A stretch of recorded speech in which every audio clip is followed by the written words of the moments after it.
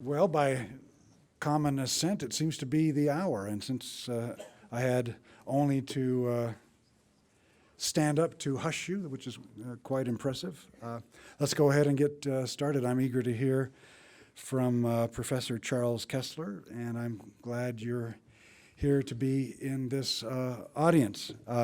Let me mention, let me acknowledge with gratitude some entities that made this possible, including this Kennedy International Center where we're meeting, and the John Adams Center, which you may not have heard of, the John Adams Center for the Study of Faith, Philosophy, and Public Affairs, is a non-BYU entity of which I am president that has contributed to make this possible, and other BYU entities as well, including the College of Family, Home, and Social Sciences and departments within that college. So thanks to all who made this possible.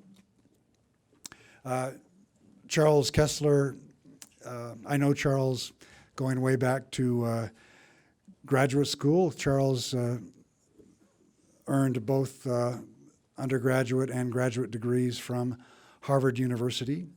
He has been a professor in Claremont, that is to say at Claremont McKenna College and the Claremont Graduate School for many years. He is also the editor of the smartest conservative periodical there is, and the best written as well. And Charles sees to that good writing by hand-to-hand combat with the, no, not with the authors, with the texts. He's the hands-on editor of the Claremont Review of Books, which I recommend to you highly if you're interested in political ideas. Charles is the author of many other worthwhile things, including he's the editor of a very important collection of sources on American conservative thought called Keeping the Tablets. And most recently, he is the author of the book, I Am the Change, Barack Obama and the Crisis of Liberalism. And that is close to his topic for today. The whole world is watching Barack Obama and the future of liberalism. Please join me in welcoming Charles Kesler.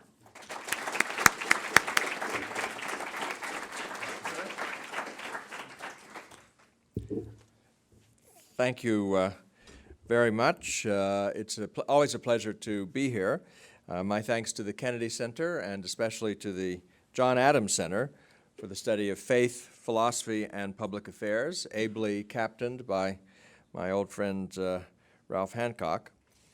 My topic today concerns Barack Obama and the future of liberalism. Let me say to begin with that I don't, unlike many conservatives, think that Barack Obama is a socialist, a foreigner, nor even a third world ideologue, as my old friend Dinesh D'Souza has proclaimed him to be in 2 books and a very popular movie so far. I think Barack Obama is best understood as a liberal, and as such, as a very American phenomenon. The sources of his political thought run deep into the American liberal tradition of the past century, and the source of his aspirations comes directly from them, I think.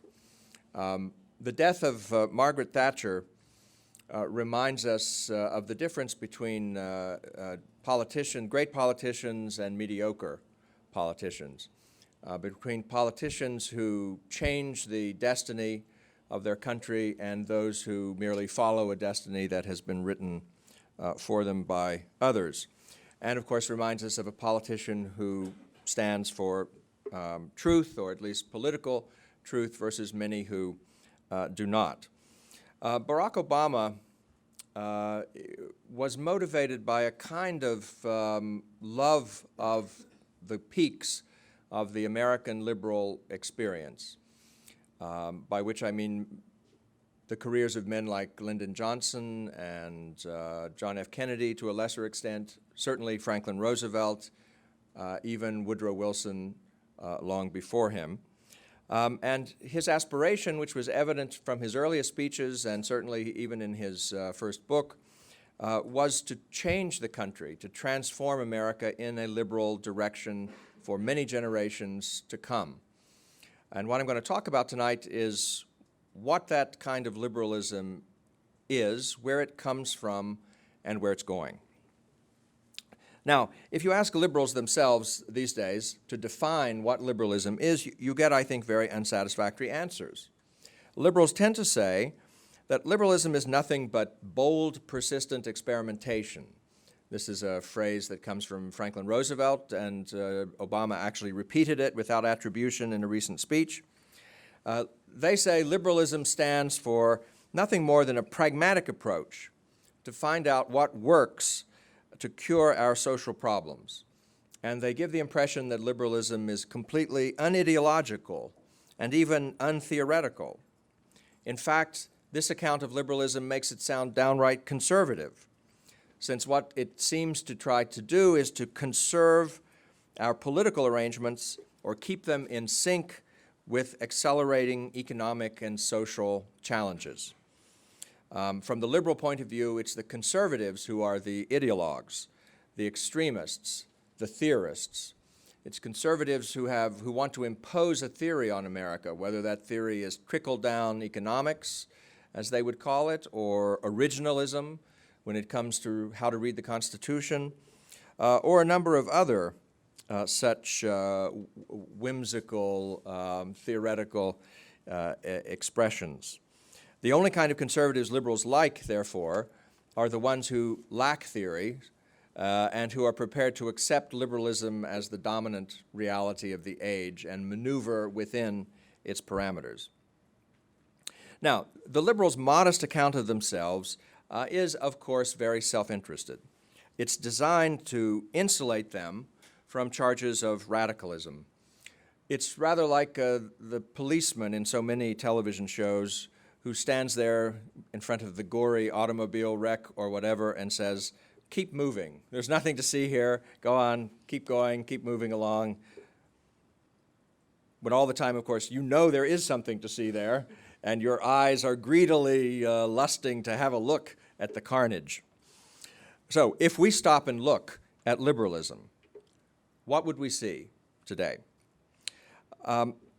I think as a political phenomenon, liberalism, in the sense we're talking about it, is almost exactly 100 years old. It emerged in the progressive movement that broke into our politics in the 1912 presidential election won by Woodrow Wilson. Liberalism progressed then across American life in the next century, so much so that, as my old friend Tom Silver used to say, the 20th century is really the liberal century. Conservatism, as a self-conscious, self-defined political force, comes into existence very late in the 20th century. National Review, Bill Buckley's magazine, was not founded until 1955. Ronald Reagan was not elected until 1980. The House of Representatives did not go Republican for the first time in 40 years until 1994. The 20th century was almost over before there were any conservative innings in the ball game. And so looking back on the past century of our political existence, you see a canvas on which liberalism has been able to, if not work its will, at least it's been able to draw with both broad brushstrokes and small ones. In this century, liberalism progressed through American life in three waves. The New Freedom, conveniently they're named by the liberals themselves. The New Freedom, the New Deal, and the Great Society. Each wave set out to transform America. Obama's wave, which I think could bid fair to be called the fourth wave of liberalism, is only the latest installment of this transformation, or this desire to transform American politics. That part of Obama is not new. He is really imitating or emulating what is by now a well-established liberal goal and liberal tradition. Each one of these waves of liberal reform was halted after a few years. and that ought to encourage conservatives. But in each case, the transformative process resumed about a generation later, which ought to humble or depress conservatives.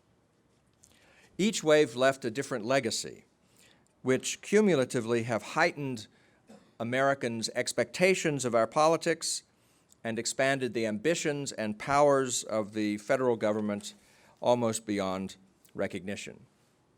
What I'd like to do now is sketch briefly these three waves in order to get us to Obama and the problem of the liberal future. The first wave, which one could call political liberalism, imposed two new concepts or demands on our politics. The first you may have heard of, the living Constitution. We know this term from judicial confirmation battles. Whenever a liberal justice is nominated to the Supreme Court, a huge outcry comes up from the conservatives on the Senate Judiciary Committee who want to know whether this is someone who believes in the real Constitution or in the living Constitution of liberal law professors. Well, the term actually comes from Woodrow Wilson. He used it first, I believe. He may have borrowed it in vaguely from Walter Bagehot, a British writer in the 19th century, but his application of it, his peculiar application of it, is his alone. Wilson was the first president to criticize the Constitution, especially the theory behind the Constitution, because it was allegedly obsolete. It was perfectly adequate for the 18th century when it had been written, but it was obviously lagging behind events in the 20th century. It was time-bound. It had to be updated, which meant thoroughly renovated and understood in a very new spirit from the one that Abraham Lincoln or Thomas Jefferson or George Washington had found in it. They had all assumed a static view of human nature. They didn't realize that human nature itself was changeable, that it in fact obeyed a Darwinian law of change, and that it was capable of perfection or of perfectibility in something like a Hegelian sense. So instead of permanent natural rights to be secured by a written constitution that was deliberately made difficult to change, the progressives offered, and Wilson offered, an open-ended view of human nature, and thus an open-ended view of human rights, which required a flexible, easily changeable constitution to keep pace with the times. So, whereas the founders had been at pains to separate the powers of government, to install checks and balances, to keep the branches within their proper orbits, and they were in favor of energizing government, but also keeping it limited in its objectives. The progressives wanted to concentrate the powers of government, to bring the three branches together in order to do good, and to guarantee that good was done. The programs of this new, renovated, consolidated government had to be guided by experts in the new social sciences. And an expert from Wilson's point of view is someone who had read lots of Woodrow Wilson. And since he was a college professor most of his life, and indeed the president of Princeton for a significant term, that was easy to do. He had written a lot. One of the reasons I focus on Wilson here and in the book is that he's really, first of all, not only the only PhD president, but more importantly, he was both a theorist and a practitioner. He had a well-developed critique of American government before he ever turned his mind to running for office. And so when he did, he had a meteoric rise, in 1910 was his first race for office. He was elected to the governorship of New Jersey. By 1912, he was president of the United States, even faster than Barack Obama's rise. And so when he became president, he had a theory of the presidency. He had a theory of the whole system, and he knew the kind of reforms that he wanted to strike out after.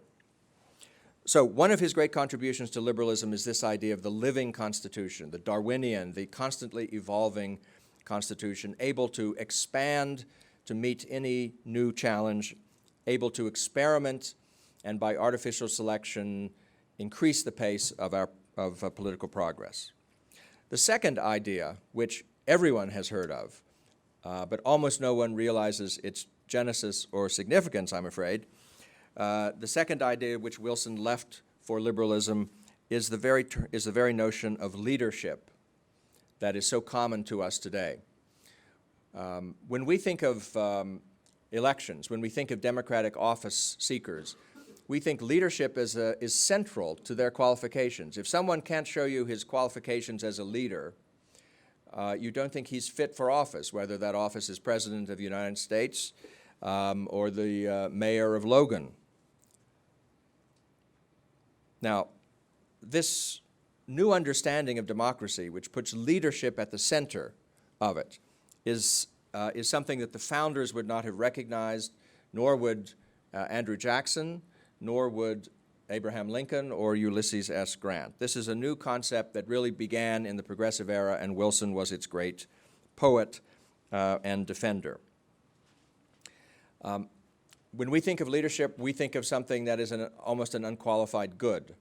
But when the founders thought of leadership, they thought of something that was, under narrow circumstances, possibly a good, but under most circumstances, an evil. If you look at the Federalist Papers, for example, you'll find that they talk about leaders 14 times, and fully 12 of those 14 times, it's a pejorative term. Leader is for them almost always a synonym for a demagogue. So you read about factious leaders, artful leaders, selfish leaders, and so forth. The only exceptions, the two exceptions, are when the Federalist speaks of the leaders of the Revolution, meaning men like George Washington. But the exceptions prove the rule. Leadership is something pre-constitutional. It's something close to war. Washington was a leader because he was the supreme commander of the army in the War for Independence. He was a general who would issue commands to his subordinates, and they were supposed to obey those commands without cavil, without disagreement, and without deliberation. In war, such followership is necessary, even for a republic. But in peacetime, and especially once you have a law, once you have a constitution, you need office holders, you need statesmen, but you don't need leaders as such. This was the way the founders looked at the problem. To be a leader, to want to lead, means you want to make everyone else a follower. This is something I think we don't think about that much. But when we ask for leaders today in our politics, we ask to become followers.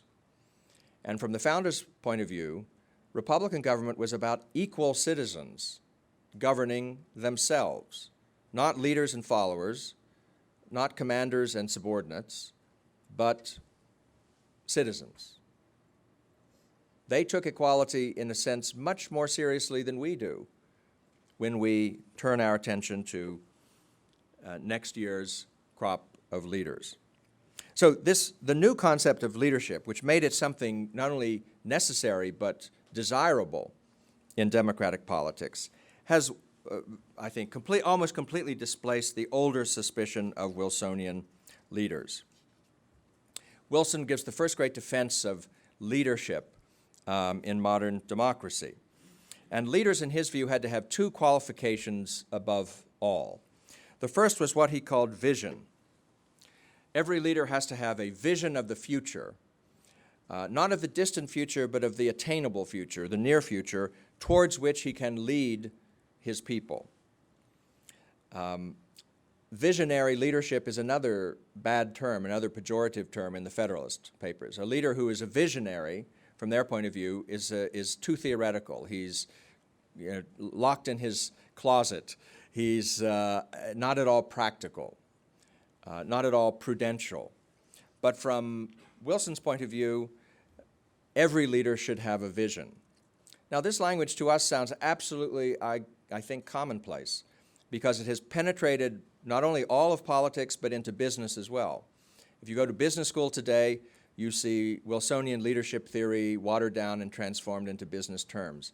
The head of the CEO of the company has to have a vision for it. All the employees have to buy into the vision. He has to inspire them to follow him as he pursues the vision. You have to be able to measure progress towards the vision and so forth. All of that language really comes one step removed from Wilson and his political science.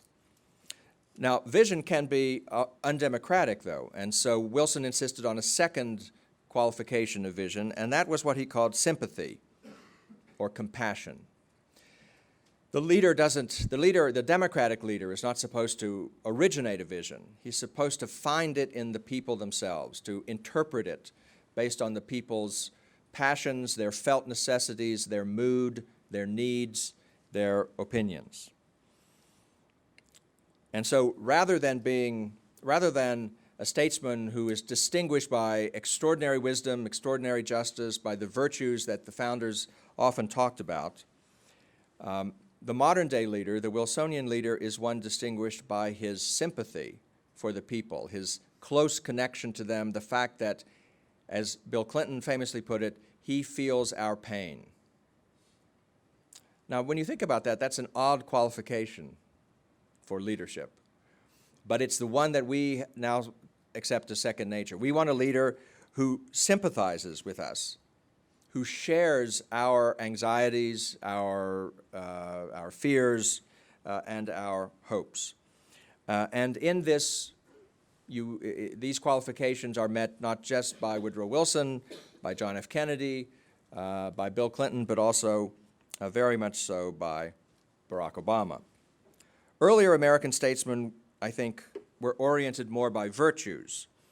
Modern-day statesmen insist upon visions, and visions that have some deeply democratic, deeply compassionate, and sympathetic basis for their authenticity.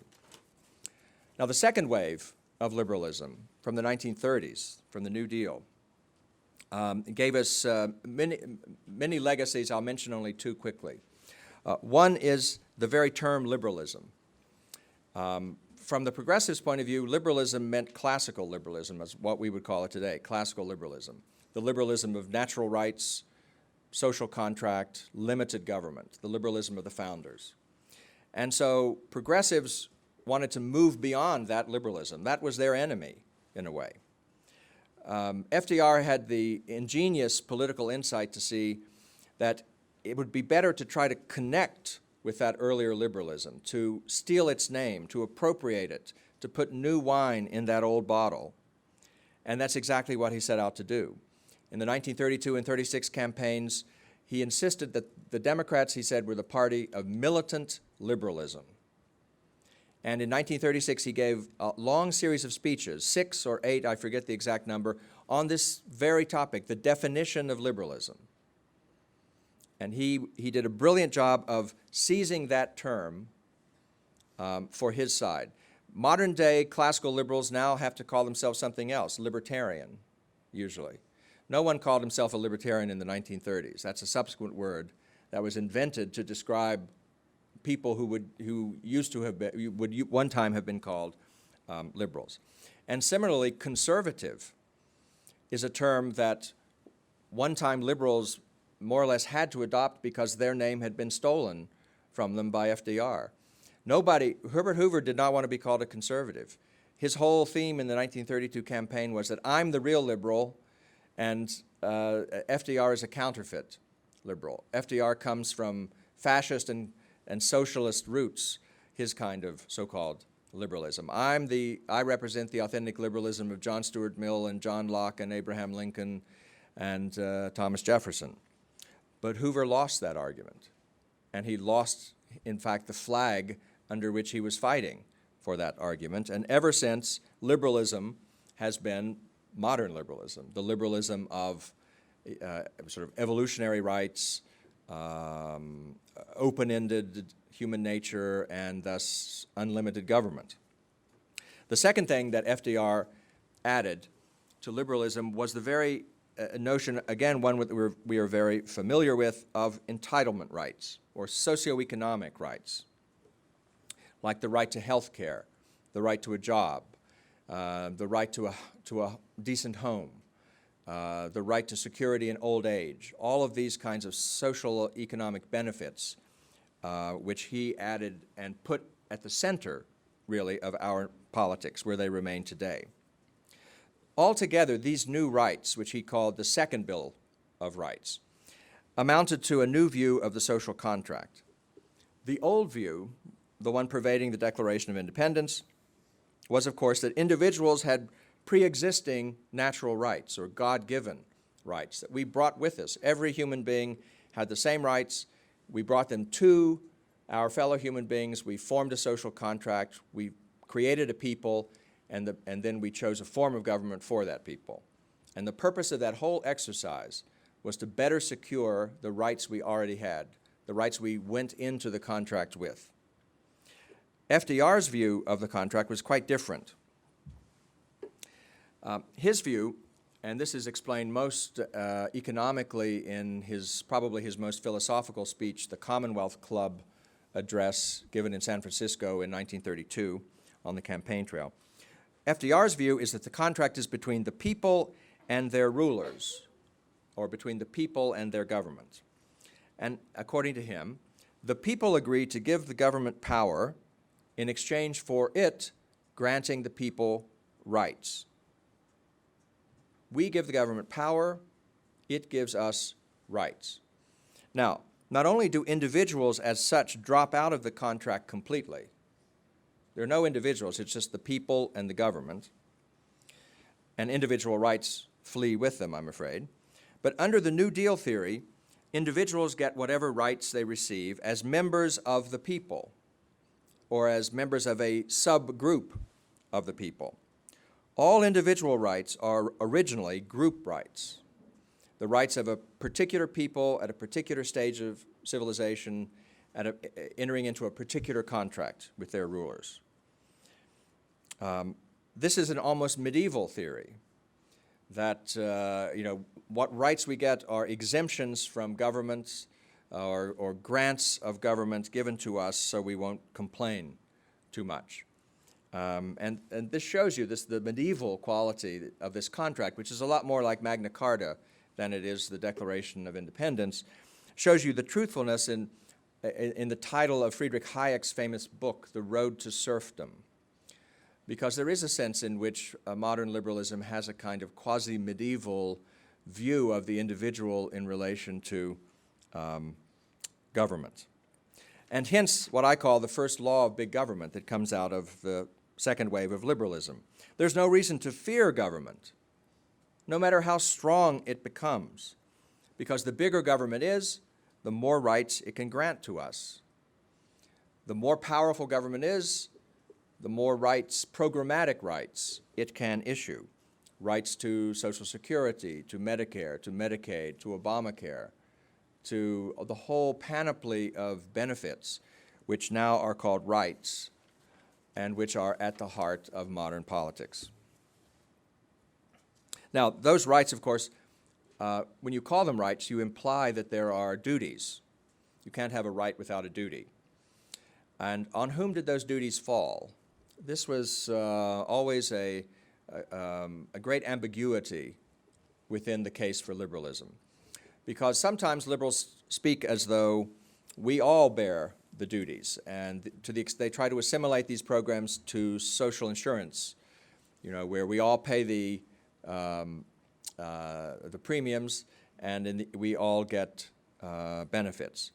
But of course, that doesn't really work that way, since all of us get more benefits than we put in, or virtually all of us do. And so liberals also like to say sometimes that these programs can be funded by the rich, that there's enough money in the few that if you just redistribute it for the benefit of the many, you'll not only get a more robust economy, but you'll get a more just society, one that can afford rights to health care. Because a right to health care implies, someone must pay for the hospital the hospital room, the doctors, the medicines, the MRIs, the whole panoply of modern technology that comes to bear and factors of production that come to bear on medicine. So you're not talking about a right to be left alone, as in the right to free speech or the right to property. You're talking about a right to have tremendous streams of benefits flow into your hands. And those come with definite costs. And part of the crisis of liberalism I'm going to get to in just a minute is the fact that these costs are soaring and no one has any idea of how they can be paid for going forward. Now, finally and briefly, the third wave of liberalism from the 1960s, from the Great Society and its liberal critics. Here I'll mention three things, three contributions, as it were, or traits that it imparted to liberalism. The first is merely the completion of the New Deal, as it were, the building out of the welfare state. The New Deal had really only established the first couple of floors of the welfare state high-rise. There was much more to come, and the 60s and indeed the 70s saw many floors added to it. This represented the completion of what Arthur Schlesinger Jr., once a famous historian, called quantitative liberalism. You know, the liberalism devoted to assuring a minimum standard of living to all Americans had been completed essentially with the Great Society. So the second component that we inherit from them, from the 60s, is qualitative liberalism. Once quantitative liberalism has been taken care of, liberals in the 60s argued it was time for a gung-ho advance on qualitative liberalism. This is what you might call cultural or lifestyle liberalism. The idea was that the state could promise not only a comfortable standard of living to everyone, but the complete self-development and spiritual fulfillment of every person. If you read the Great Society speeches of Johnson, what he says is that we suffer from poverty, so there must be a war on poverty, but the worst kind of poverty in America is the spiritual poverty of our people. We're too greedy. We're too egoistic. We're sunk into materialism. We're sunk into a capitalist value system. And what he really wanted to do with the Great Society was turn this not very great society into one that is great by raising the moral tone of American life, but raising it in a particular way, by moving, you might say, from self-development as the goal to self-expression or self-fulfillment or even self-creation, you might say. And so our politics, beginning with the 60s, began to turn from a politics of interest groups, which essentially had been what the New Deal had bequeathed to us, to a politics of identity groups. And we began to focus on questions of values and lifestyles and trying to make sure that every American could choose his own values and live his own life in the moral style to which he hoped to grow accustomed. And so the politics of affirmative action, the politics of multiculturalism, the politics of the unprecedented sexual freedoms that began in the 60s and 70s, the politics of qualitative liberalism is still very much with us. The third and final component from the 60s I'll mention is a certain kind of anti-Americanism that for the first time really did creep into the heart of liberalism. It spread from the New Left and the campus radicals to the liberal mainstream. And although it never took over the liberal mainstream, it challenged it and until recently, and I think still today, continues to challenge it. Now, liberals had always been impatient with American culture. From, Teddy Roosevelt Lyndon Johnson, Teddy Roosevelt, Woodrow Wilson, Herbert Crowley, Charles Beard, they all accused America of being too self-interested, too low, too capitalist, insufficiently attentive to the social whole, and thus to the poor, the sick, and as Walter Mondale once put it, the sad. But in the old days, liberals used to attribute this failure of empathy to the American ruling class. It trickled down, morality as well as wealth trickled down from a selfish master class of rich capitalists. But in the 1960s, the argument began to shift and to radicalize. It wasn't just the elite who were vicious. It was the people themselves, the majority, the silent majority, as Nixon termed them. The people themselves were, as we now know from an all too familiar litany, racist, sexist, homophobic, imperialist, and so forth. This wasn't something that was conspiracy, pulled over on them against their will. This was, in fact, what the deepest sentiments of Americans really were. They were immoral, they were vicious, all the way down. The South's massive resistance to desegregation, of course, was one stimulant to this view. But even more important, I think, was the majority's continuing support in the 60s and the 70s for the Vietnam War, for the Cold War, and for policies that, to many people on the far left, and as I say, to some degree even in the mainstream left, made American society itself seem like a sick society. So finally we come to Obama, who confronted this frayed liberalism coming out of the 1960s.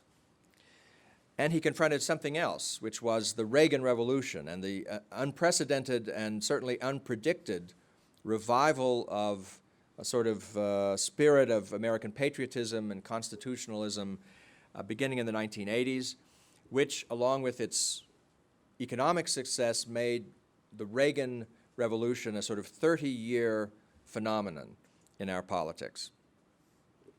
What was, to me at least, evident about Obama from the very beginning, 2007, 2008, was that he rejected this notion that the Reagan Revolution was here to stay. And therefore, he rejected Bill Clinton's reaction to the Reagan Revolution, which was eventually to yield to it, to triangulate, as Bill Clinton used to say, to try to move the liberals in America to the center, and thus rightward. Obama thought Clinton had made a fatal mistake in conceding so much to Reaganism.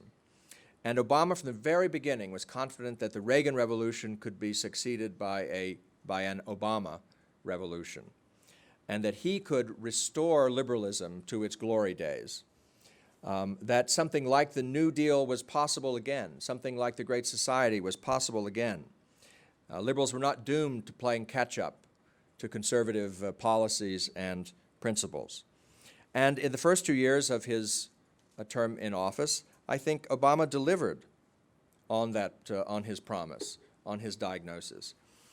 The passage of the stimulus bill, the passage of the Dodd-Frank Act, but above all the passage of Obamacare, the theme of my wife's remarks tomorrow when she speaks here at the Kennedy Center.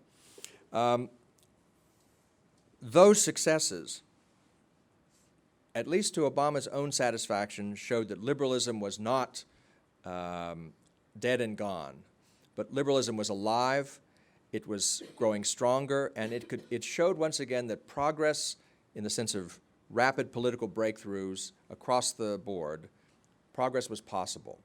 And so one could be a progressive again once one's faith in progress was restored. One could be a liberal once one's faith that liberalism had a future had been restored. Indeed, one's faith that liberalism was the future or is the future.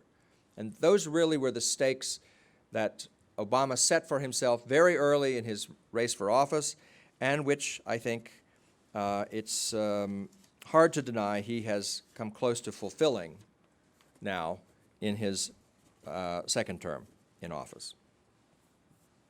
The problem is that although from his point of view the crisis of liberalism is therefore solved, because liberalism is back in charge as what he thinks of as America's majority philosophy, or it's the reigning public philosophy of the country, two giant problems loom over the liberal future.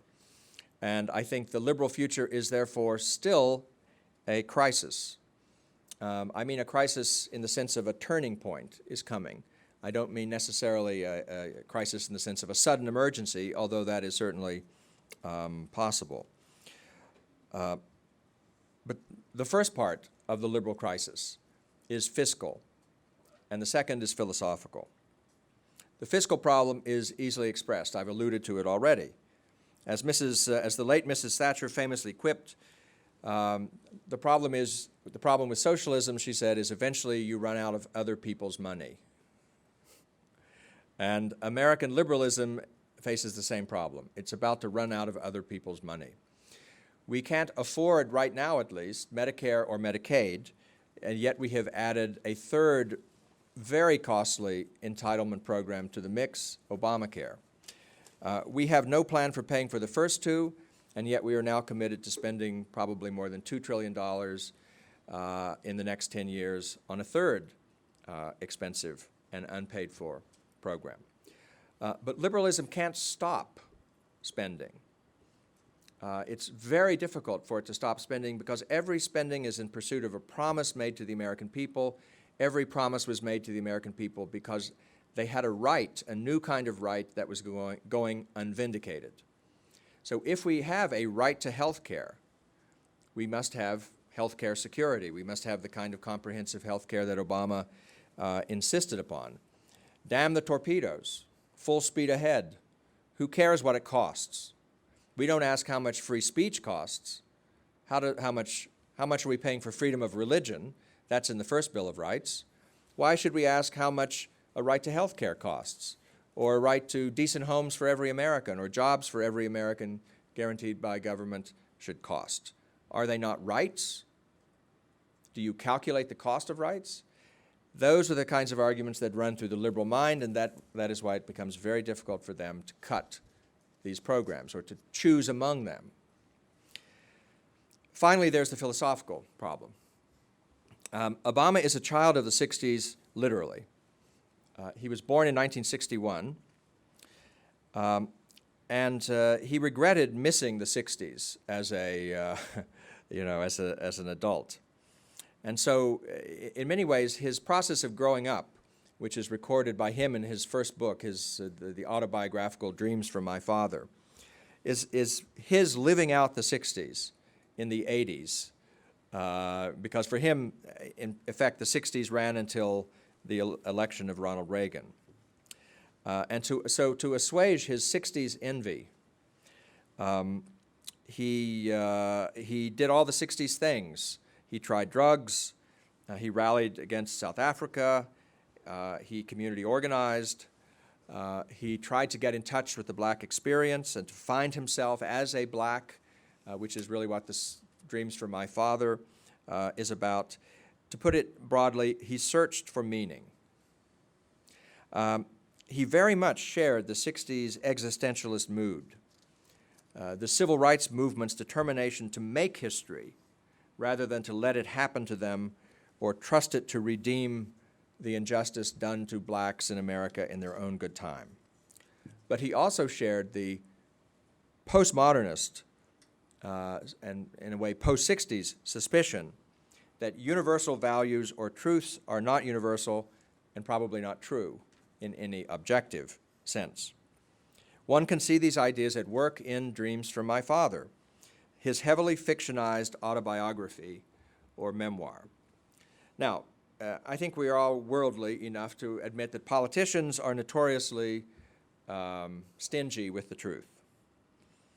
But no future president in his memoir ever confessed, ever boasted, in fact, that he was going to make stuff up in order to tell his story better or in order to tell his story the way he wanted to tell his story. But that's exactly what Obama does in the beginning of Dreams from My Father. He says, I am combining characters, I'm giving them fictional names, I am changing the chronology of events.